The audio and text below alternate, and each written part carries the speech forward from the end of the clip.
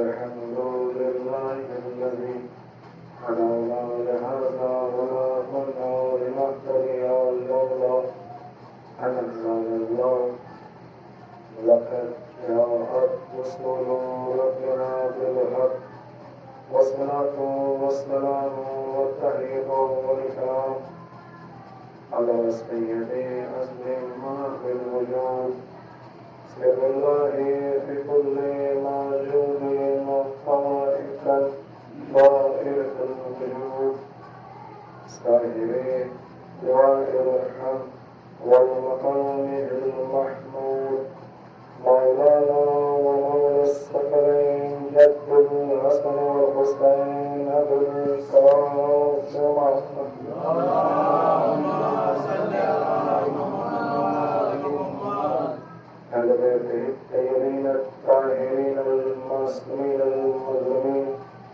ولا لعنة الله على آبائهم أجمعين من يومنا هذا إلى قيام يوم الدين أما بعد فقد قال الله تعالى وتبارك في القرآن الحكيم وهو أصدق القائلين وقوله الحق بسم الله الرحمن الرحيم وفي موسى إذ أرسلناه إلى فرعون بسلطان مبين صلوات محمد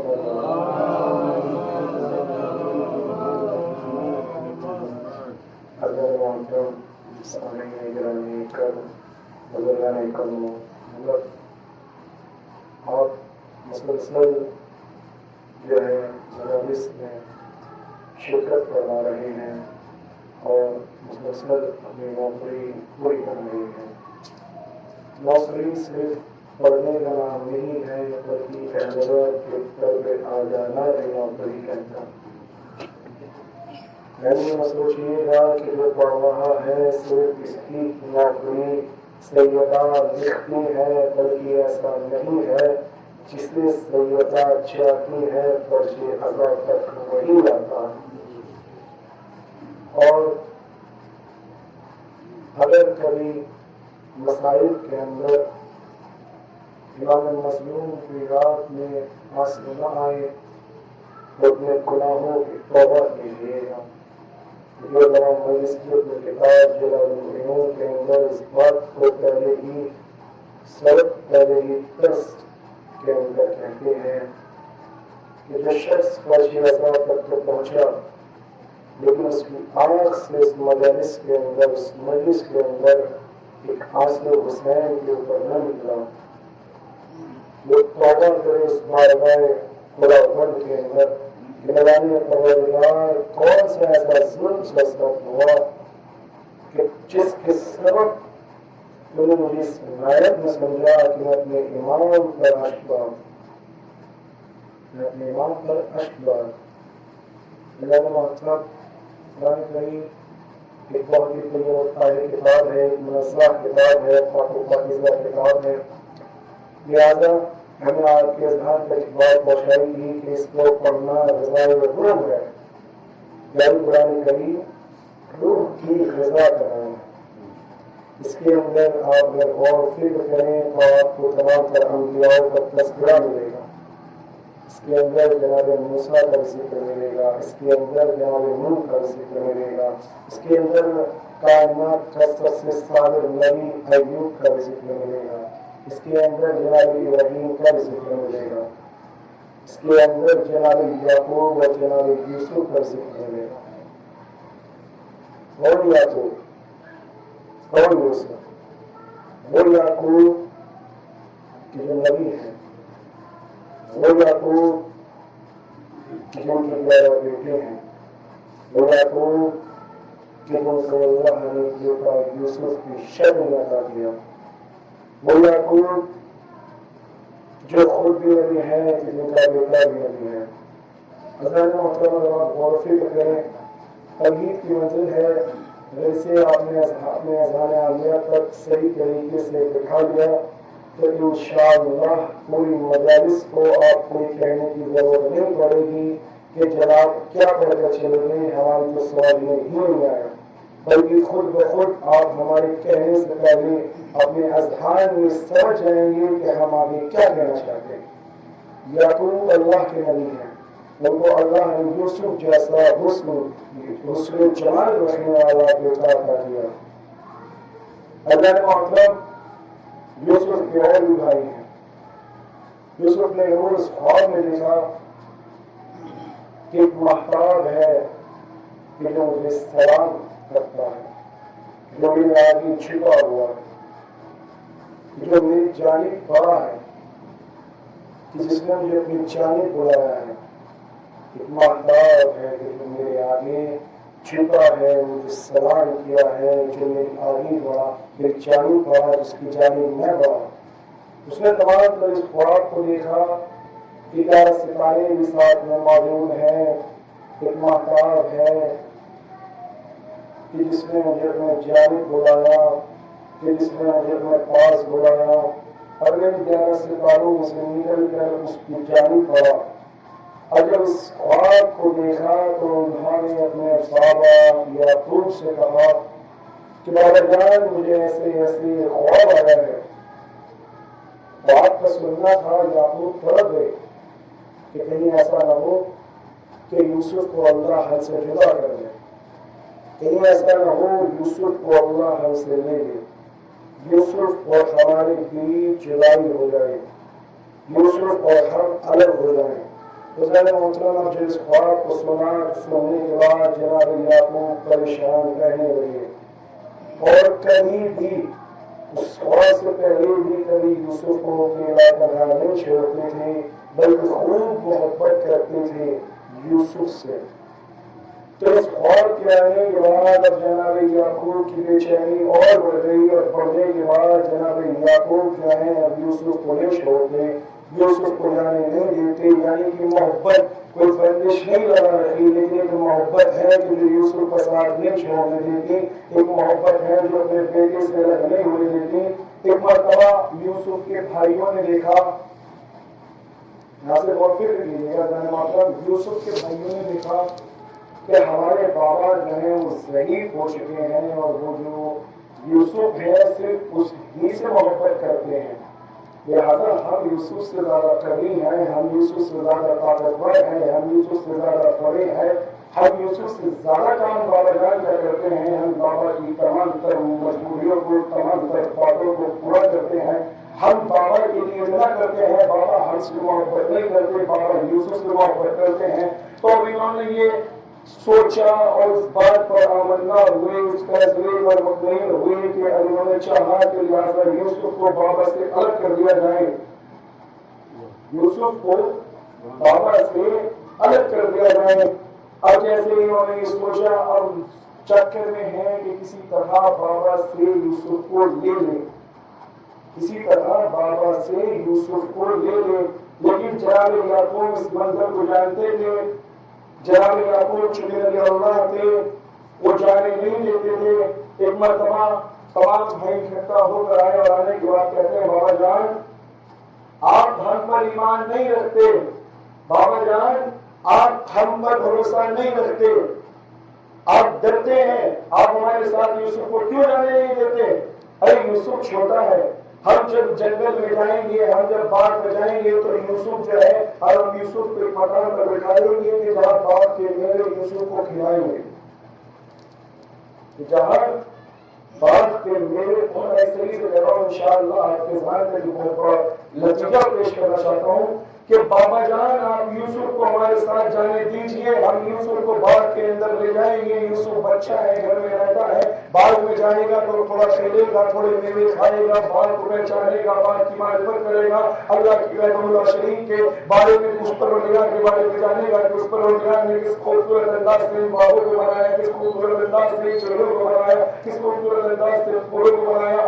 اب جناب یعقوب گھبرا تو رہے ہیں، لیکن جب 11 بیٹے اکٹھا ہو کر آئے تو اب یعقوب مجبور ہے، یعقوب نے کہہ تو دیا کہ لے جاؤ، لیکن ایک مرتبہ یعقوب نے روکنے کے بعد کہا کہ تم یوسف سے غافل نہ ہو جانا، اور کہیں ایسا نہ ہو کہ تم خیل میں مصروف ہو جاؤ، کہیں ایسا نہ ہو تم اپنے کاروبار میں مصروف ہو جاؤ اور یوسف کو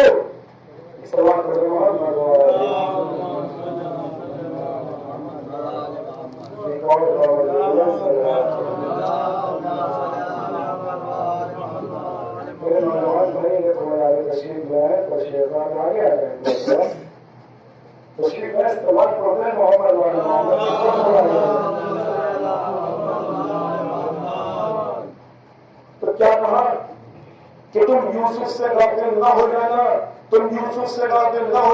کہیں ایسا نہ ہو کہ تم خیل میں مصروف ہو جاؤ، تم اپنے کام میں مصروف ہو جاؤ اور یوسف کو بھیڑیے کھا جائے۔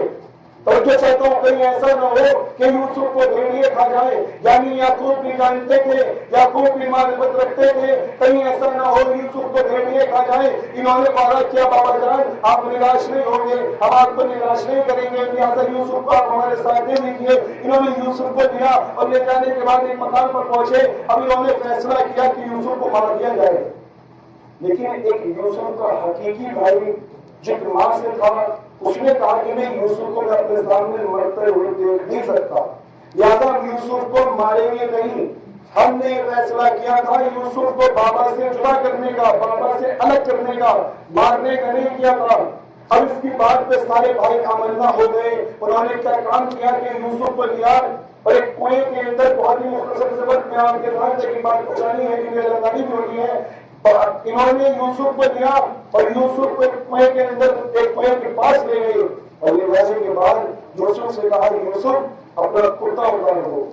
چونکہ یوسف چھوٹے تھے، یوسف نے بھائیوں کی بات پر اقرار کیا، 11 بھائیوں کی بات کو مانا، کرتا اتار کر بابا کو کرتا اتار کر بھائیوں کو دے دیا۔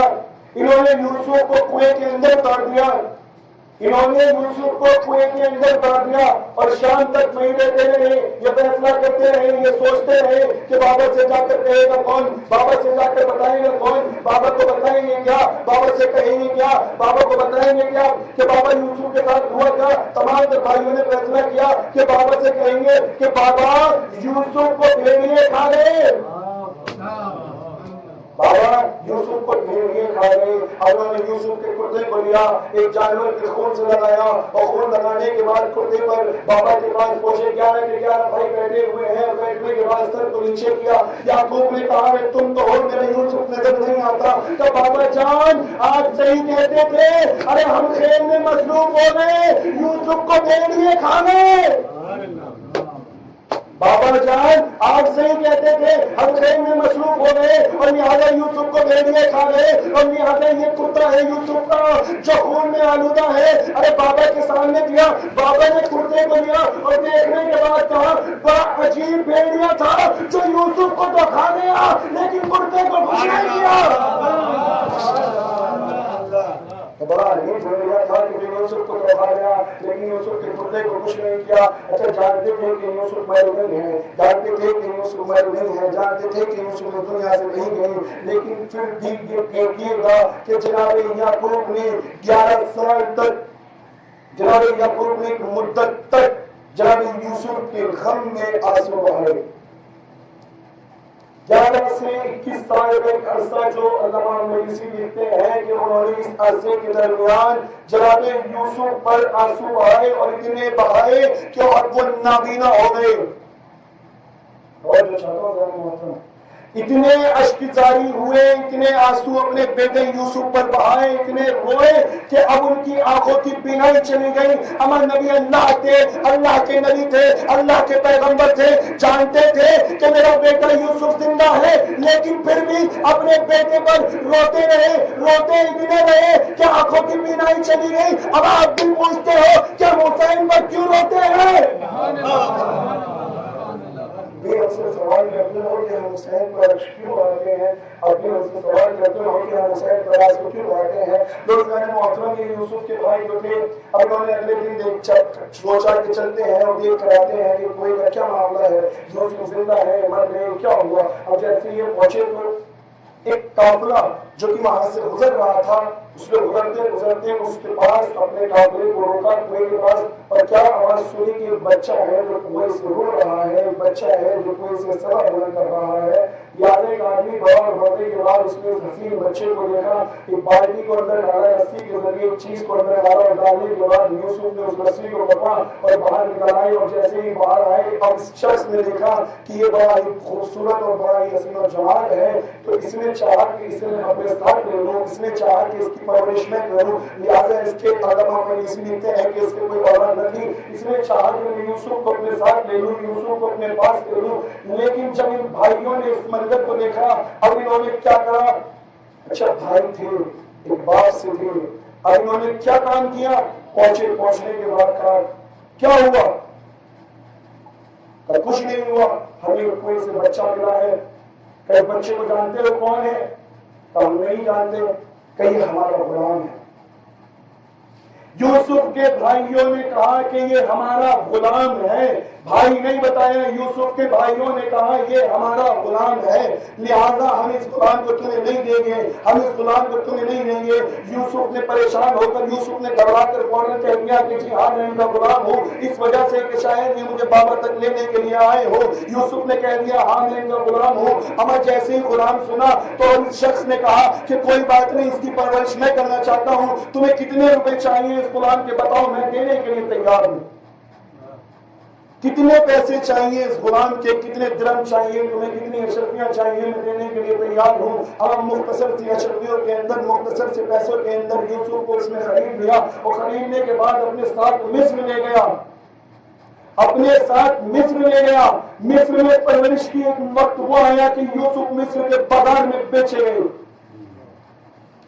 ایک وقت وہ آیا کہ جب یوسف کو بازار میں لے جایا گیا تو بازار میں خریداری کے لیے یوسف کی بولی لگی، ایک انداز ایسا سجا حسن کے یوسف کے حسن پر کہ لوگوں کا ہجوم اکٹھا ہو گیا یوسف کو خریدنے کے لیے۔ اما جوان بھی موجود تھے، بچے بھی موجود تھے، لیکن بات کہنے کی یہ ہے کہ یوسف کو خریدنے کے لیے اس مجمع کے اندر ایک ضعیفہ بھی موجود تھی، اس مجمع کے اندر ایک ضعیفہ بھی موجود تھی کہ جو یوسف کو خریدنا چاہتی تھی، لہٰذا اللہ کی قدرت کے ذریعے یوسف مصر کے بادشاہ کے ہاتھوں خرید لیے گئے۔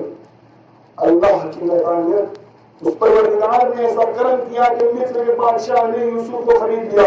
اب بادشاہ مصر نے یوسف کی پرورش کی، یوسف کو جوان کیا۔ اب جیسے جیسے یوسف جوان ہوتے چلے جاتے تھے، جیسے جیسے یوسف کا حسن جوان ہو، جیسے جیسے یوسف بڑے ہوتے چلے جاتے تھے، اب حسن بڑھتا چلا جاتا تھا، جیسے بڑھتے تھے ایسے حسن بڑھتا چلا جاتا تھا۔ ایک وقت وہ آیا کہ جب زلیخا کو یوسف سے محبت ہو گئی، جب زلیخا کو یوسف سے محبت ہو گئی، اور محبت ہونے کے بعد اب زلیخا نے سات تالوں کے اندر یوسف کو بلایا اور چاہا کہ یوسف کے ساتھ بڑی انجام دے، چاہا کہ یوسف کے ساتھ بدکام کو انجام دے، لیکن چونکہ اللہ کے نبی تھے، یوسف نے اپنے پروردگار کے آگے ہاتھوں کو پھیلایا اور پھیلانے کے بات کا پروردگار اس یوسف کی عزت صرف تیرے ہاتھ میں ہے، پروردگار اس یوسف کی عزت صرف تیرے ہاتھ میں ہے۔ علامہ مجلسی لکھتے ہیں کہ جیسے ہی زوا کا کرنا تھا، علامہ دروازے کھلتے چلے گئے، تالے کھلتے چلے گئے، یوسف آگے بڑھتے چلے گئے، تالے کھلتے چلے گئے۔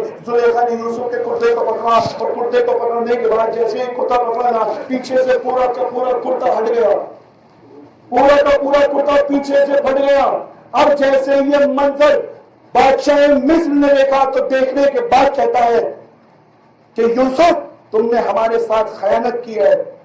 زلیخا آگے بڑھی کہ بادشاہ مصر تیرے غلام نے میرے ساتھ بڑی انجام دینے کا چاہا ہے۔ عزیزان محترم کہ بادشاہ مصر اپنے زوجہ سے کہتی ہے، اپنے شوہر سے کہتی ہے زلیخا بادشاہ مصر تیرے غلام نے یہ چاہا ہے کہ میرے ساتھ بڑی انجام دے۔ عزیزان محترم اتنا کہنا تھا، اب بادشاہ مصر نے حکم دیا کہ گرفتار کر لیا جائے یوسف کو۔ ارے گرفتار کرنے کا حکم دینا تھا، یوسف نے دوبارہ دستے رب کو جوڑا، اپنے پروردگار کی بارگاہ میں دعا کی، پروردگارا میری عزت صرف تیرے ہاتھ میں ہے، میرے رب سے ہوا کہ پروردگار میری عزت صرف تیرے ہاتھ میں ہے. اتنا کہنا تھا اعجاز خدا سے, اعجاز نبوت سے, جو بچہ اسی بادشاہ کے خاندان کا تھا, جو گہوارے کے اندر لیٹا ہوا تھا, ایک لمحے کے لیے وہ زبان اللہ کی قدرت سے اس نے زبان مصر کی زبان کے اندر کلام کرنا شروع کیا. اس نے کہا اے بادشاہ مصر, اگر یوسف کا کرتا آگے سے پٹا ہو تو سمجھنا یوسف نے خیانت کی ہے, اگر پیچھے سے پٹا ہو تو سمجھ جا زلیخا نے خیانت کی ہے. اور جیسے ہی کرتے کو دیکھا گیا تو کرتا جو ہے پیچھے سے پٹا ہوا ہے, کرتا پیچھے سے پٹا ہوا ہے. اب پیچھے سے پٹا ہوا دیکھنا تھا تو زلیخا کی طرف آنکھوں کو کیا کہتا ہے, زلیخا خیانت خود کرتی ہے اور الزام یوسف پر لگاتی ہے. اب چونکہ بیوی تھی کچھ کر نہیں سکتا. آج کے لوگ کچھ نہیں کر سکتے بد کلامی پر, تو بادشاہ کی بیوی تھی, بادشاہ مصر کی بیوی تھی, لہذا کچھ نہ کر پایا. اب یہ بات منظر عام پر آئی اور آنے کے بعد لوگوں کے اندر یہ بات پھیلتی چلی گئی, لوگوں کے اندر یہ خبر پھیلتی چلی گئی. لہذا بادشاہ مصر کی بیوی نے اپنے غلام کے ساتھ بری انجام دینے کی کوشش کی. اب اس بات کا پھیلنا تھا کہ بات عورتوں کے اندر پھیلتی چلی گئی, بڑھتی چلی گئی. عورتوں نے بادشاہ مصر کے اوپر, زلیخا کے اوپر تہمتیں لگانی شروع کر دی, زلیخا کو برا بھلا کہنا شروع کر دیا. اب کیسی زلیخا ہے, بادشاہ مصر کے گھر میں رہتی ہے لیکن پھر بھی اپنے غلام کے ساتھ اپنے غلام کے ساتھ خیانت کرتی ہے, اپنے غلام کے ساتھ بدی انجام دینے کی کوشش کرتی ہے. عزیزان محترم جب یہ بات زلیخا کے کانوں تک پہنچی تو زلیخا نے اس کام پر انجام دیا کہ تمام تر عورتوں کو بلا لیا, اور جو چاہتا ہوں تمام تر عورتوں کو بلا لیا اور بلانے کے بعد اکٹھا کیا, بیٹھایا. بیٹھانے کے بعد ایک ان کے ہاتھ میں پھل دیا, ایک چوری دی, ایک پھل دیا, ایک چوری دی, اور کہا کہ جیسے ہی میں یوسف کو بلاؤں تمہیں اس پھل کو کاٹنا ہے, لہٰذا اس پر چھری کو چلانا ہے. اب جب سب نے چھری اور پھل کو لے لیا تو چھری کو پھل پہ رکھا, اور جیسے ہی بادشاہ مصر کی بیوی نے زلیخا نے کہا کہ یوسف اندر داخل ہو, ارے دروازہ ہٹا, یوسف اندر داخل ہوئے, حکم دیا کہ چوری کو چلاؤ. اما چوری چلتی نہیں. جب یوسف چلے گئے اب زلیخا کہتی ہے اپنے ہاتھوں کو دیکھو. اب زلیخا کہتی ہے کہ اپنے ہاتھوں کو دیکھو. اما ہاتھوں کو دیکھا تو ہاتھ تمام چوری سے کٹ چکے ہیں. تو اب پوچھتے ہو, اب پوچھا مجھ سے, اب بتاؤ اما اس کا حسن ہی ایسا ہے کہ میں کچھ نہیں کہتا.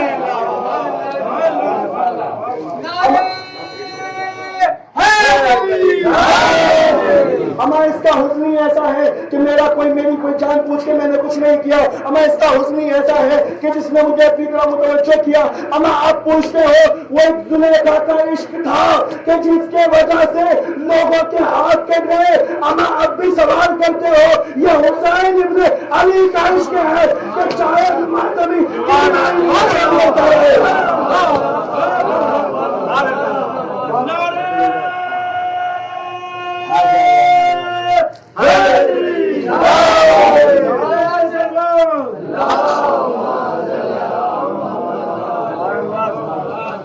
سوال کرتے ہو ہمیں یہ دیکھو وہ زلیخا تھی, وہ یوسف تھے کہ جن کے عشق میں, کہ جن کی محبت کے اندر زلیخا کے ساتھ تمام تر عورتوں نے اپنے ہاتھوں کو کاٹ لیا. اور کاٹنے کے بعد جب دیکھا محبت کا معیار یہ تھا کہ معلوم نہ ہوا تو پھر کٹا قبول لیا کبھی. اب ہم سے سوال کرتے ہو ہم ماتم کیوں کرتے ہیں, ہم زنجیر زنی کیوں کرتے ہیں؟ ارے یہ عشق ہی ایسا ہے کہ جب ماتمی کتنا ہی سوچ کر حلقے کے اندر کھڑا ہو جائے, اما جیسے ہی ماتم کی صدا کو سنتا ہے اب اس کے خون کے اندر دوران بڑھتا چلا جاتا ہے, حکومت پیدا کرتا ہے. چاہے کچھ بھی ہو جائے حسین کے عشق کو کم نہیں ہو, خود بخود عشق بڑھتا ہے, ماتمی کو روکا جاتا ہے. اما یہ دیکھیے گا اگر ماتمی خود رک جائے تو یہ مجبوری ہے, اور اگر ماتمی کو روکا جائے تو یہ عشق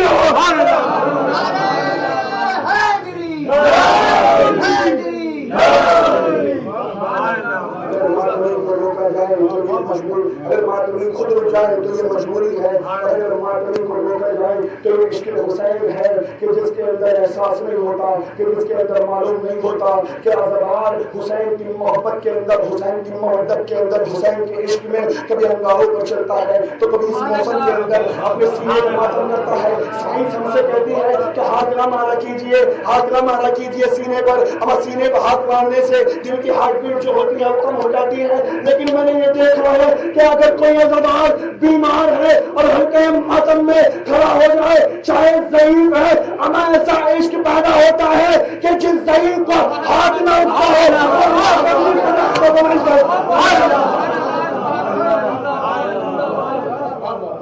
جس کا ہاتھ نہ اٹھتا ہو ماتم کی طرح بلند کرتا ہے، تو یہ ہوتا ہے عشق کا معیار، یہ ہوتی ہے عشق کی منزلت کہ جس کے اندر معلوم نہیں ہوتا۔ ہمیں حسین سے بھی عشق ہے، ہمیں حسین سے محبت ہے، اور یاد رکھیے گا کہ عشق کے مقام پر آ کر تمام ہو جاتا ہے، لیکن ہمیں حسین سے علامہ تصویر القرآن زوئی صاحب چاچی صاحب ہمیں کہا کرتے ہیں کہ اس بات کا دھیان رکھنا کہ حسین سے عشق نہیں، حسین سے محبت ہے۔ عشق وہ ہوتا ہے جو اس مقام پر ہو جائے، محبت وہ ہوتی ہے جب نسلیں گزر جائیں لیکن اسی مقام پر رہتی ہے کہ جیسے پہلی ہوتی ہے آخر پر۔ صلوات پڑھے محمد۔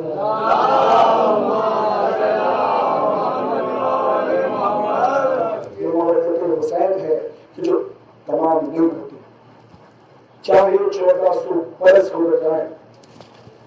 اللہ نے مطلب بہت کیا آپ نے، اگر انگلیوں کو کاٹ دیا گیا تو ایک وقت وہ بھی آیا، بہت ہی مختصر سے وقت میں بات کو مکمل کرنا ہے۔ صلوات پڑھے محمد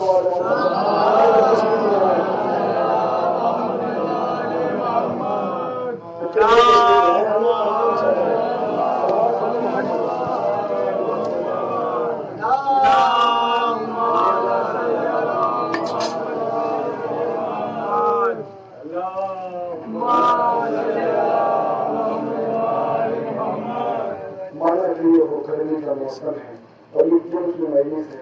اس وقت میں انسان جب کھانا کھاتا ہے تو اس کے اندر قوت توانائی نہیں آتی، لیکن یہ پیڑھیوں کی امی کی محبت ہے کہ چاہے جتنا بھی نشہ کیوں نہ ہو روٹی کا، چاہے نیند کتنی ہی کیوں نہ ہو، پھر بھی ہاتھوں کو بلند کر کے اپنے ایمان کو سلام کرتا ہے۔ صلوات پڑھے محمد۔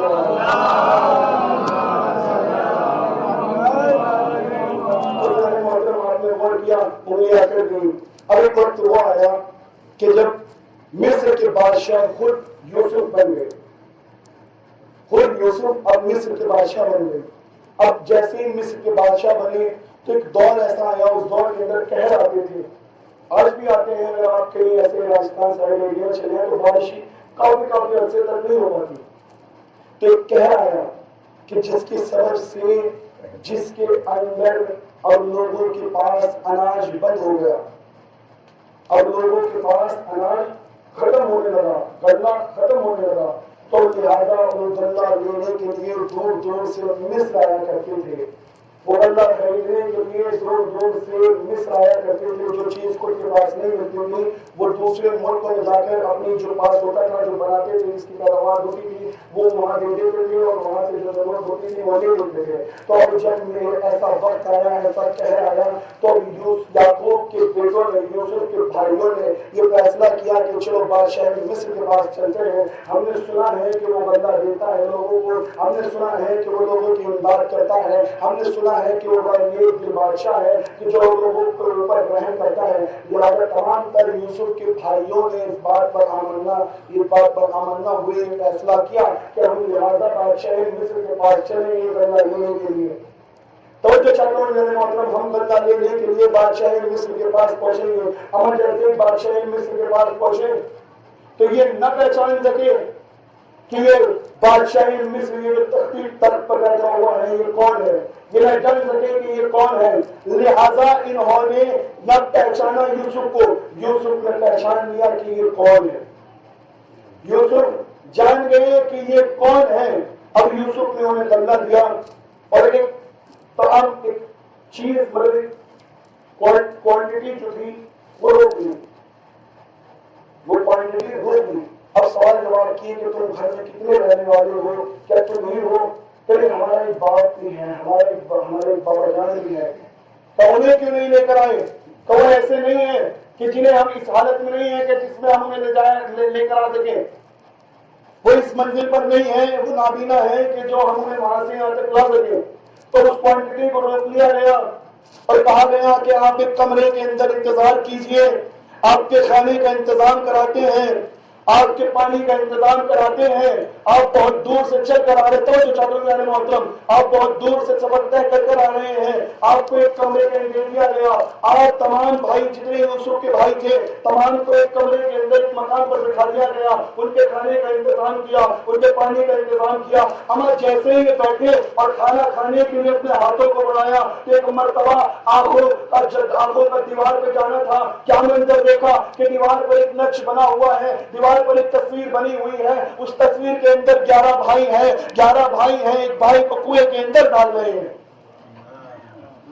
جیسے ہی نوالے کو اٹھانا چاہا، اس منظر کو دیکھا کہ تمام 11 بھائی ہیں، 11 لوگ ہیں، 11 آدمی ہیں کہ جو ایک آدمی کو ایک کنویں کے اندر ڈالے ہیں، جو ایک آدمی کو ایک کنویں کے اندر ڈالے ہیں۔ ہمیں جو نوالے اٹھائے تھے انہیں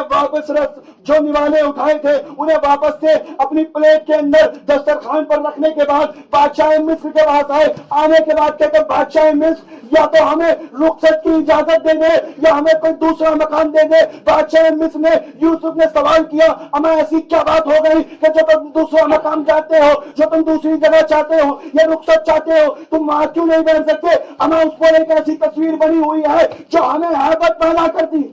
نہیں پہنچا، ابھی مجمع نہیں پہنچا۔ ہمیں ایک ایسی تصویر ہے جو ہم پر ہیبت طاری کرتی ہے۔ ہمیں معلوم یہ ہوا کہ تصویر کو دیکھ کر، شبیہ کو دیکھ کر وہی چلتا ہے، اسی کے دل میں ہاتھ بھڑکتی ہے جو قاتل ہوتا ہے۔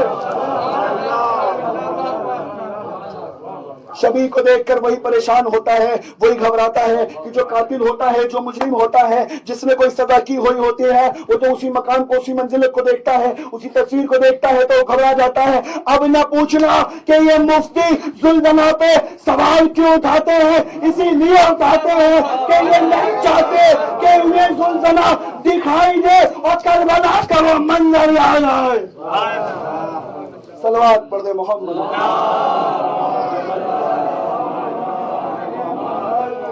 یہ اسی بات پر سوال کرتے ہیں، اسی بات پر یہ سوال اٹھاتے ہیں کہ زلزلہ نہ نکالیے۔ اپنی بات کو تمام کر دیا میں نے، یہ اسی بات کو اٹھاتے ہیں، اسی پیغام کو بار بار جیسے ہی محرم کا چاند نمودار ہوگا تو سوالوں کو اٹھایا جائے گا۔ یہ علم اٹھانا بدعت ہے، یہ تابوت اٹھانا بدعت ہے، یہ زلزلہ نکالنا شرک ہے۔ تمام تر سوالات اپنے عروج پر آ جائیں گے، تمام تر سوالات اپنے عروج پر آ جائیں گے اور یہ کہیں گے کہ یہ ساری چیزیں بدعت اور شرک ہیں۔ آپ دیکھیے گا یوروپ کے اندر، بات تمام کر دی، آپ دیکھیے گا یوروپ کے اندر ایک بہت کثرت، بہت بڑی تعداد لوگوں کی مسلمان ہو رہی ہے، اور جیسے ہی مسلمان ہوتی ہے تو انہیں اب اسلام کے اندر ریسرچ کرنے کی بات ملتی ہے، ریسرچ کرنے کا موقع ملتا ہے۔ تو اب جب وہ اسلام کو پڑھتے ہیں تو حسین کو پڑھتے ہیں، وہ کربلا کو پڑھتے ہیں، وہ کربلا کی معرفت کرتے ہیں۔ اب انہوں نے کلمہ پڑھا تھا مسلمانوں والا، اب جب وہ کربلا کو دیکھتے ہیں تو وہ شیعت کی طرف آ رہے ہیں، اب وہ شیعت کی طرف متوجہ ہو رہے ہیں۔ اب لوگوں نے یہ چاہا کہ لہذا شیعت کو بدنام کر دیا جائے کہ لوگ مسلمان تو ہو، MI6 کا یہ ایجنڈا ہوا کہ لوگ مسلمان تو ہو جائیں لیکن شیعہ نہ ہو۔ کیوں نہ ہو؟ یہودیوں نے چاہا کہ مسلمان ہو جائیں لیکن شیعہ نہ ہو، عیسائیوں نے چاہا کہ مسلمان ہو جائیں لیکن شیعہ نہ ہو۔ اما جب ہم نے ریسرچ کی اور اس بات پر پہنچے کہ مسلمان کبھی بھی سر نہیں اٹھا سکتا ظالم کے خلاف، صرف یہ شرف کربلا نے بخشا ہے ظالم کے خلاف سر کو اٹھانا، یہ شرف صرف کربلا نے بخشا ہے کہ ظالم کے خلاف سر اٹھاؤ، یہ شرف صرف کربلا نے بخشا ہے کہ ظالم کے خلاف سر اٹھاؤ۔ اب جب لوگ شیعہ ہوں گے تو سوال اٹھائیں گے، ظلم کے خلاف آواز اٹھائیں گے، ظلم کے خلاف آواز کو بلند کریں گے۔ تو انہوں نے چاہا کہ شیعت کو بدنام کر دیں، شیعت کو اس طریقے پر لے آئیں کہ لوگ پریشان ہو جائیں، لوگ ان سے گھبرائیں۔ اب انہوں نے ساری چیزوں کو تلاش کیا، انہوں نے ان کے اندر نہ اختلاف پایا، انہوں نے ان کے اندر نہ لڑائیاں پائیں، تو انہوں نے کیا دیکھا کہ یہ تو ایک جٹ ہے، یہ تو ایک مراجع اکرام کے کہنے پر اپنی تمام تر فصلوں کو برباد کر دیتے ہیں۔ کہ جب سی صاحب کا فتویٰ آیا تھا تو سیستانی صاحب کے کہنے پر کروڑوں اربوں روپے کی فصلوں کو شیعت نے تمام تر جلا کے راکھ کر دیا، تو ان کو کوئی موقع ایسا نہ ملا کہ جس پر یہ شیعت کو دبا سکے۔ انہیں ایک چیز ایسی مل گئی، روزے عاشورہ انہوں نے زنجیر زنی ہوتے ہوئے دیکھ لی۔ انہوں نے کہا دیکھیے یہ شیعت ہے کہ جو اپنے بچوں کو تلوار لے کر میدان میں اتارتی ہے، لوگوں کے اندر دہشت کو پیدا کرنا شروع کر دیا۔ اب انہوں نے سوال فتوے لگانے شروع کر دیے، یہ زنجیر زنی نہ کیا کیجیے، یہ ماتم نہ کیا کیجیے، یہ خون نہ بہایا کیجیے، یہ کس کتاب میں لکھا ہے، یہ کس وقت پہ لکھا ہے، یہ کون سی حدیث میں ہے؟ اما یہ یاد رکھنا، یہ سوال یہ فتوے وہی اٹھا لگتا ہے کہ جسے شیعت سے الرجی ہو۔ جو شیعت سے الرجی رکھتا ہوگا، جو شیعت سے بغض رکھتا ہوگا، جو امام حسین سے بغض رکھتا ہوگا، وہی صرف اور صرف یہ زنجیر زنی پر، ان ماتموں پر سوالات کو اٹھائے گا۔ ایک صلوات پڑھ دیں محمد۔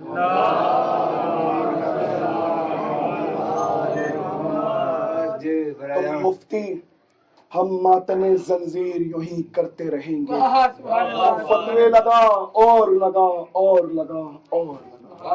صلوات پڑھ دیں محمد۔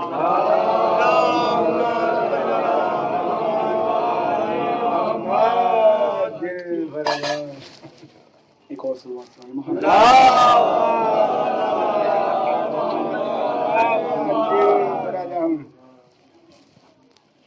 اللہ زداران امام مظلوم کربلا، شدت گرمی ہے کہ جو لوگوں کو پریشان کر رہی ہے، لیکن آپ اگر کربلا والوں پر غور کریں گے تو یہ گرمی آپ کو محسوس نہیں ہوگی، یہ گرمی آپ کو ستائے گی نہیں، یہ گرمی آپ کو پریشان نہیں کرے گی۔ کیوں نہیں کرے گی؟ کہ جب آپ کربلا والوں کو پڑھیں گے، کربلا کی اس تپتی ہوئی ریت کو پڑھیں گے، کربلا کی اس پیاس کو پڑھیں گے۔ ہائے امام مظلوم کربلا، ارباب مقاتل لکھتے ہیں کہ 3 دن خیمے کے اندر پانی موجود نہیں رہا، لیکن جو گھر کے بڑے ہوتے ہیں نا، اگر وہ کسی چیز کو دیکھیں کہ گھر کے اندر پیسہ نہیں ہے، گھر کے اندر کھانا نہیں ہے، گھر کے اندر پانی نہیں ہے، تو وہ خود اپنا کھانا پانی چھوڑ دیتے ہیں، چھوٹے بچوں کو پلاتے ہیں، چھوٹے بچوں کو ان کی پیاس کو بجھاتے ہیں، ان کی بھوک کو بجھاتے ہیں، اور خود بھوکے رہتے ہیں، خود پیاسے رہتے ہیں۔ ارباب مقاتل لکھتے ہیں 3 دن تک بچے پیاسے رہے، بچے پیاسے رہے۔ تو اب فکر کیجئے، اب غور کیجئے اس حسین مظلوم پر کہ جس نے 4 محرم سے جیسے ہی حکم ملا نا کہ حسین خیموں کو دریاؤں سے ہٹا دو، تو حسین نے خیموں کو دریاؤں سے ہٹانے کے ساتھ ساتھ حسین نے پانی کو پینا بھی چھوڑ دیا۔ ارباب مقاتل لکھتے ہیں کہ جب کربلا کے اندر تمام پر شہید حسین سے اجازت لینے لگے، کبھی قاسم آگے آتے ہیں، کہتے ہیں چچا جان مجھے مرنے کی اجازت دے دیجئے، کبھی اونو محمد کہتے ہیں مامو جان ہمیں آپ پر جان قربان کرنے کی اجازت دے دیجئے۔ ارباب مقاتل لکھتے ہیں علی اکبر بھی اجازت لے چکے۔ ہاں زدارو، ایک وقت وہ آیا کہ جب غازی ہیں اور حسین کے کبھی آگے کبھی پیچھے، کہتے ہیں مولا مولا مجھے مرنے کی اجازت دے دیجئے۔ غازی حسین سے مرنے کی اجازت مانگتے ہیں، کہتے ہیں مولا مجھے مرنے کی اجازت دے دیجئے، مولا مجھے جنگ کرنے کی اجازت دے دیجئے۔ ارے حسین ہے اور غازی ہے، آپ غور کیجئے کربلا کے اوپر، غازی کے اوپر۔ اما جب سے ولادت ہوئی حسین نے روکا، غازی کربلا نہیں آئی، غازی کربلا نہیں آئی۔ روزادارو آج کربلا آ گئی، حسین اجازت مانگتے ہیں، پاکا جان حسین کہتے ہیں آقا جان مجھے مرنے کی اجازت دے دیجئے، ارے مجھے مرنے کی اجازت دے دیجئے۔ حاضدارو ارباب مقاتل لکھتے ہیں کہ جب حسین نے اجازت نہیں دی تو جیسے ہی عباس خیمے کے درمیان پہنچے، ارے مشک سکینہ کو دیکھا، مشک سکینہ کو لیا، مولا کے پاس آئے، کم مولا ارے جنگ کی اجازت نہیں دیتے، کم سے کم اتنی اجازت تو دیجئے کہ یہ غازی ہمارے سکینہ کے لیے پانی لا سکے۔ کہ سکائے سکینہ کے لیے پانی لا سکے. ہاں عزیزانو، المختصر حسین نے اجازت دی. ایک نیزہ دیا حسین نے عباس کو، تلوار کو لے لیا. ایک نیزہ دیا جس کی انی ٹوٹی ہوئی تھی. ٹوٹے ہوئے نیزے کو عباس کے ہاتھ میں دیا. اب جیسی عباس سوار ہوئے نا، اب حسین نے جیسی عباس سوار ہوئے، عباس آگے بڑھے. حسین نے کہا بھیا عباس رک جاؤ.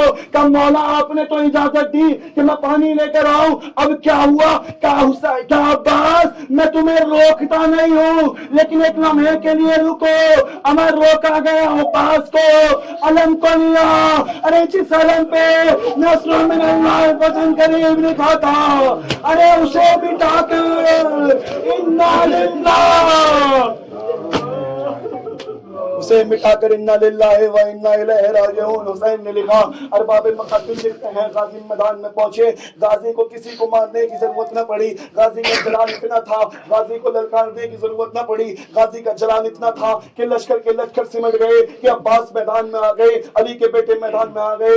عباس نے فرات کی جانب پہنچے. پہنچنے کے بعد عباس نے مشک سکینہ کو لیا. ارے مشک سکینہ کو نہر فرات میں ڈالا، پانی کو لیا، خیموں کو رک کیا. ارے جیسے ہی انہوں نے دیکھا کہ عباس پانی نہ لے جانے عباس پانی نہ لے جانے پائے. عباس کو روکو، کمرے بنی ہاشم کو روکو، یہ ایسا نہ ہو جائے کہ عباس پانی کو خیموں میں لے جائے. ارے نہیں، انہوں نے عباس کو گھیر لیا. ارے کسی نے تیر مارا، کسی نے نیزہ مارا، کسی نے بھالا مارا. ارباب مقاتل لکھتے ہیں غازی کے کسی نے بڑھ کر ارے دائیں بازو پر وار کیا، دایاں بازو جدا ہو گیا. غازی نے مشک سکینہ کو بائیں بازو میں لیا. مولا جیسے خیموں کی جانب بڑھے، ارے کسی نہیں نے آگے بڑھ کر اس عباس کے بائیں بازو پر حملہ کیا. ارے بایاں بازو عباس کا، بایاں بازو بھی عباس کا جسم سے جدا ہو گیا. ارباب مقاتل لکھتے ہیں کہ عباس نے مشک سکینہ کو لیا، اپنے سینے سے لگایا اور سینے سے دبا کر اس کی مشک کی ڈوری کو اپنے دانتوں میں دبا کر مشک کو سینے سے لگا کر ارے خیموں کا رخ کیا. آپ دیکھیے کہ غازی کی